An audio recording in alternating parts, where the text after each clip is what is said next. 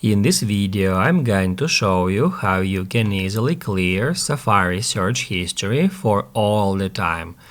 Be sure to watch the video to the very end so you don't make any mistakes. Let's get started, and the first stop, open up Safari web browser and then tap right here at that book. After that, tap Add History tab.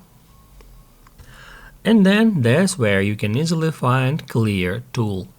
If we tap on it, we'll be able to clear Safari history for the last hour, for today and yesterday, and all history. I'm gonna select all history. Also, we can select to close all the tabs if it is necessary. And then to clear all Safari search history, we just need to tap at that button. If this video helped you out, don't forget to hit the like button.